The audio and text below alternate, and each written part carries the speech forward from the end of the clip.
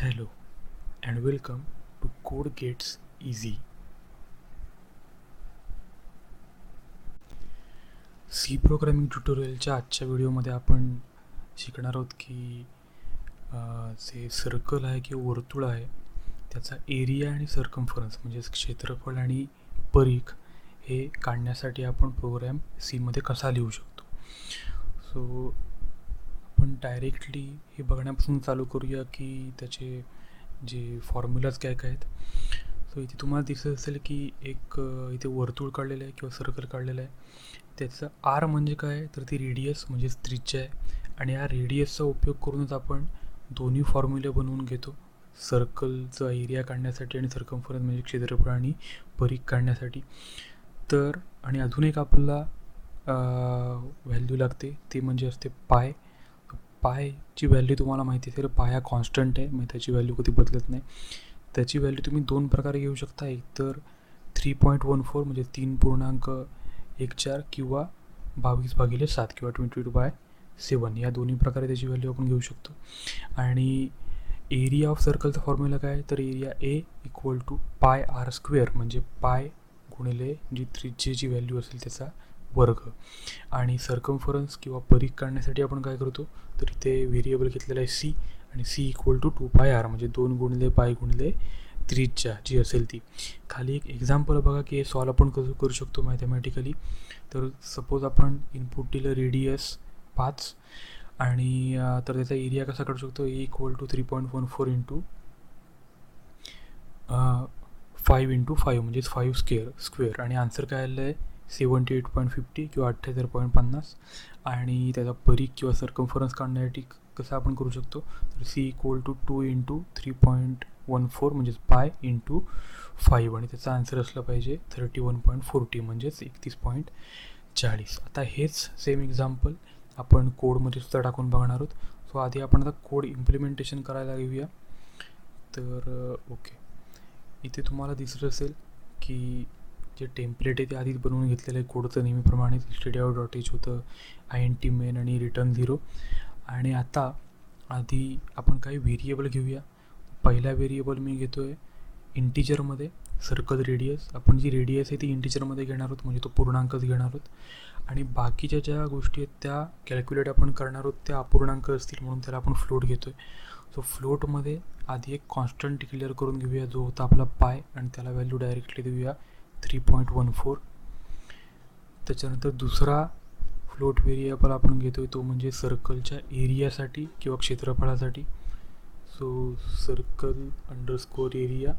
आणि तिसरा घेतो आहे तो म्हणजे सर्कम्फरन्ससाठी किंवा परिघ काढण्यासाठी म्हणजेच काय तर सर्कल अंडरस्कोअर, तिथे मी ॲब्रिव्हिएशन लिहितो किंवा थोडक्यात लिहितो सर्कम्फरन्ससाठी. So CIR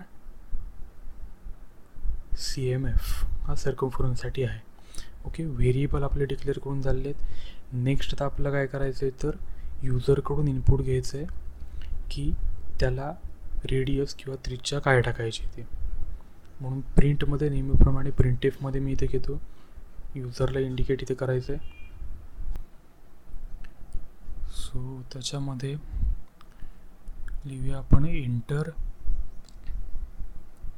radius. इथे आपण युजरला सांगतोय की सर्कलची रेडियस आहे ती इनपुट द्यायची आहे म्हणून. So enter radius of circle. त्याच्यानंतर स्कॅनएफ लागणार आहे आपल्याला रेडियस इनपुट घेण्यासाठी.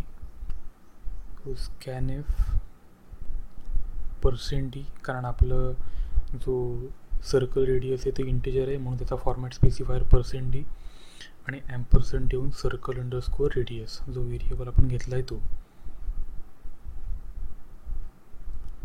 ओके, सो इथे युजर इनपुटचा पार्ट कंप्लीट झाला आहे. आता इथे ॲक्च्युअली जे फॉर्म्युला आहेत एरिया आणि सर्कम्फरन्सचे ते आपण इथे इम्प्लिमेंट करूया. So circle area equal to आपण काय घेणार आहोत, सिम्पल फॉर्म्युला काय होता पाय आर स्क्वेअर म्हणून तिथं आपण घेणार होतो पाय इंटू म्हणजे multiplication circle radius okay into circle radius म्हणजेच काय झालं पाय आर स्क्वेअर सेमिकोलन. ठीक आहे, लगेच प्रिंट करून रिझल्ट दाखवूया की एरिया काय आलेला आहे तो. म्हणून त्याच्यासाठी इथे /n न्यू लाईन कॅरेक्टर आणि एरिया ऑफ सर्कल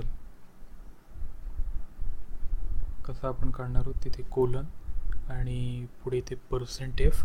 कारण लक्षात घ्या आपण इथे डिस्प्ले करतोय सर्कल एरिया जो फ्लोटमध्ये आहे म्हणून त्याचा फॉर्मॅट स्पेसिफाय %f होता म्हणून ते %f घेतलेला आहे आणि कॉमा देऊन इथे सर्कल एरिया. सो इथे डिस्प्ले होईल सर्कल एरिया. सेम आपण आता फॉर्म्युला बनवून घेऊया सर्कम्फरन्ससाठी. त्याच्या आधी एकदा रन करून बघूया एरिया येतोय का व्यवस्थित.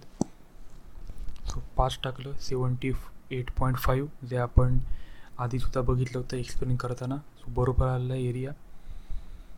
आता सर्कम्फरन्ससाठी बनवून घेऊया इथे. सो पहिला इकडे लेफ्ट साईडला व्हेरिएबल सर्कम्फरन्सचा सर्कम्फरन्स इक्वल टू त्याचा फॉर्म्युला काय होता तर 2πr म्हणून 2 × पाय × r म्हणजे काय होती आपली रेडियस ती होती सर्कल रेडियस. सो इथे सिम्पल सर्कल सर्कम्फरन्ससुद्धा आपण कॅल्क्युलेट केलेला आहे म्हणजे त्याचा परीख आणि प्रिंटमध्ये तो डिस्प्ले करूया. सो /n आणि सर्कम्फरन्स ऑफ सर्कल असं पण तिथे डिस्प्ले करूया आपण.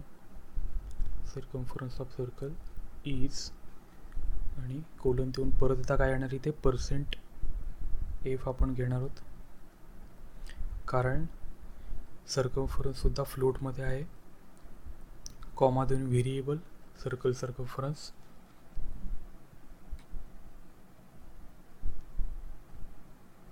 ओके.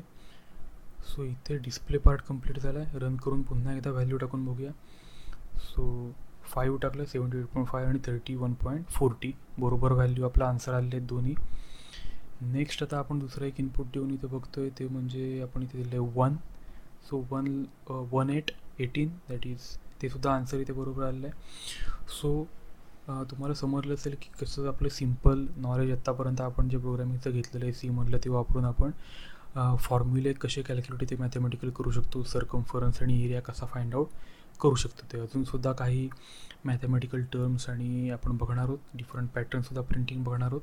सो आजच्या व्हिडिओमध्ये आपण बघितलं की एरिया आणि सर्कम्फरन्स कसा फाइंड आउट करायचा सर्कलचा using simple formula. Thank you for watching. Subscribe for more and please do like, comment and share.